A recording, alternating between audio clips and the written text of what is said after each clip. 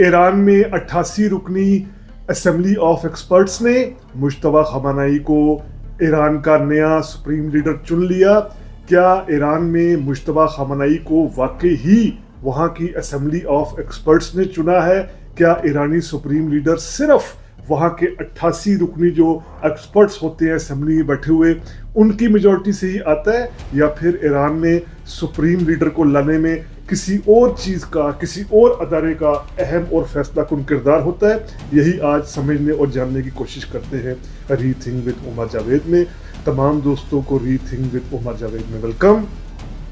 Iran में जो supreme authority होती है, सुप्रीम लीडर होता है, जिसे ईरान में रहबर भी कहा जाता है, इसको अगर हम देखें तो वैसे तो ईरान के आइन में लिखा हुआ है कि एक असेंबली ऑफ एक्सपर्ट्स होगी जिसमें 88 कुल अरकान होंगे। इन 88 अरकान को जो है वो हर 8 साल बाद चुना जाएगा, और इस जो 88 रुकनी असेंबली है इसमें जो भी उम्मीदवार हिस्सा लेना चाहें उनको ख़ास तरह का रिलीजियस एग्ज़ाम पास करना होगा, उनको इस्लामिक लॉ की जानकारी होनी चाहिए, फ़िक़ा की जानकारी होनी चाहिए। ये तो है अब जो ईरान के आइन में लिखी हुई बात है, जो वहाँ के कॉन्स्टिट्यूशन में जिस चीज़ को लिख दिया गया है। लेकिन अब असल में गेम है क्या? जहाँ पर जो ईरान का सुप्रीम लीडर होता है उसके पास सारी अथॉरिटी आती कैसे है? वो ये कि जो ये 88 एक्सपर्ट्स की असेंबली है इसमें जो भी कैंडिडेट इलेक्शन में हिस्सा लेना चाहता है उसको ओके किया जाता है जो ईरान की गार्डियन कौंसिल है। अब ईरान की गार्डियन कौंसिल क्या है? ईरान की गार्डियन कौंसिल जिसमें 12 अरकान को बैठते हैं।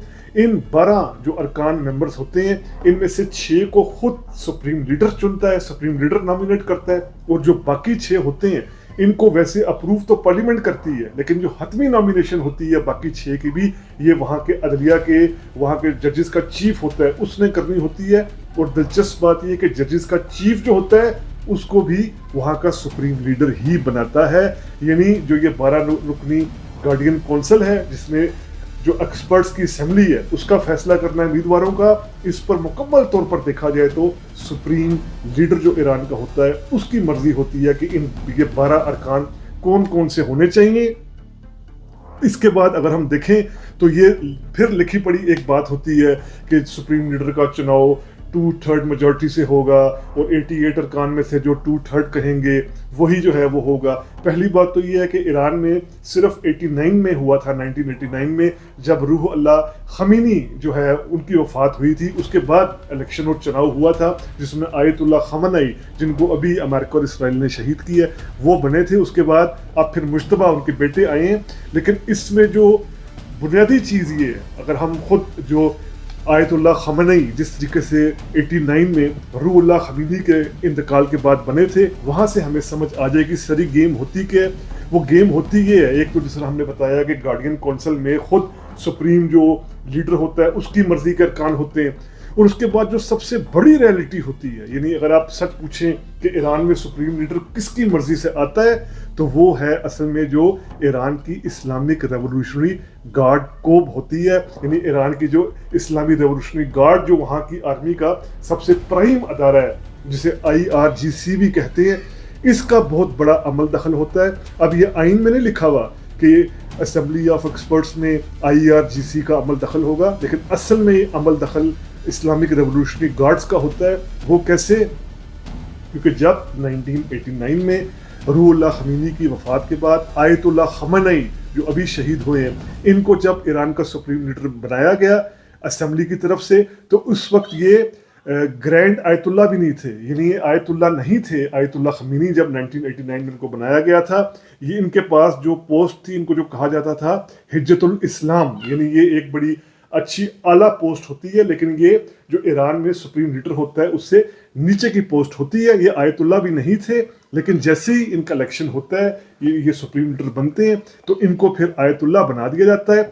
असल में अब आयतुल्लाह क्या होते हैं? आयतुल्लाह अगर हम देखें तो ईरान में 8 से 10 जो हैं वो ग्रैंड आयतुल्लाज हैं जिनको मर्जा तकलीद भी कहा जाता है। और अगर हम इराक को मिलाकर बात करें, यानी जो ईरान का सिटी रिलीजियस सिटी कुम है और इराक का रिलीजियस सिटी नजफ है, यहाँ पर मिलाकर कुल 12 आयतुल्लाह बैठते हैं।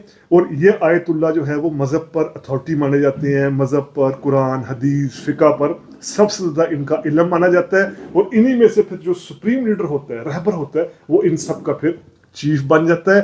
अब आयतुल्ला खamenei जब 89 में बनते हैं, आयतुल्ला नहीं होते, लेकिन फौरी तौर पर वो एक काम करते हैं, वो जो ईरानी रेवोल्यूशनरी काउंसिल है, गार्ड काउंसिल है, इसको अपने साथ मिलाते हैं, और इसको अपने साथ मिलाकर जो IRGC होता है, इसको इस जो ईरानी इनकलाबी काउंसिल है, इसको जो ईरान की अंदर इकोनॉमिक एक्टिविटीज़ हैं, पॉलिटिकल एक्टिविटीज़ हैं, सिक्योरिटी का इन्फ्लुएंस है, इसमें बहुत ज़्यादा उनको हिस्सा देते हैं IRGC को, ईरानी रेवोल्यूशनरी गार्ड को। यही वजह है कि जो ईरानी रेवोल्यूशनरी गार्ड है, ये फिर मुकम्मल तौर पर सुप्रीम जो लीडर होते हैं उसका लायल बन जाता है, उसकी वफादारी करते हैं। यही वजह है कि जब जब आयतुल्ला खमीनी को थ्रेट आए, चाहे वो 2009 की बड़ी मशहूर ग्रीन मूवमेंट चली थी महमूद अहमदी नजाद के ख़िलाफ़ और ईरान के पूरे खमीनी और पूरे सिस्टम के ख़िलाफ़, तो इसको क्रश करने में जो IRGC थी उसने बड़ा अहम किरदार अदा किया। उसके अलावा जब भी ईरान में प्रोटेस्ट होते हैं, रजीम को ख़तरा होता है, तो ये IRGC सबसे ज़्यादा अहम किरदार अदा करती है। इसने आयतुल्ला खमीनी को प्रोटेक्शन फराहम की, और आयतुल्ला खमीनी ने इसके बदले IRGC को ईरान की इकनॉमिक और पॉलिटिकल एक्टिविटीज में शामिल किया।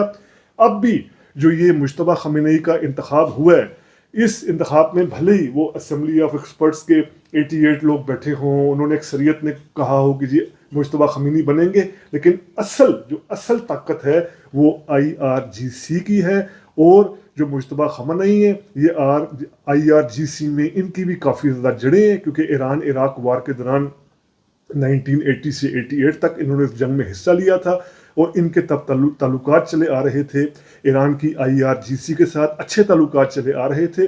और उसके बाद जब इनके वालिद बाकायदा तौर पर सुप्रीम लीडर भी बने, उस वक्त से भी मुश्तबा के खamenei के अच्छे ताल्लुकात चल रहे थे IRGC के साथ। तो अब यही वजह है कि मुश्तबा खamenei की जो अपॉइंटमेंट हुई है, सिलेक्शन हुई है, उनको ईरान का सुप्रीम लीडर माना गया है। इसलिए माना गया है कि IRGC की पूरी हमायत, जो ईरानी रेवोल्यूशनरी गार्ड काउंसिल है, इसकी पूरी हमायत मुकम्मल तौर पर हासिल है मुश्तबा खamenei को। तो ये होता है ईरान में सुप्रीम लीडर कि जिसकी असल ताकत IRGC होती है। ये बाकी सब ऐसे वहाँ के आइन की लिखी हुई बातें हैं कि एक्सपर्ट्स बैठेंगे असेंबली के, 88 रुकन के बैठेंगे, और वो देखेंगे कौन इस काबिल है, कौन इस काबिल नहीं है। ये सब किताबी बातें, असल ताकत वहाँ पर IRGC की है।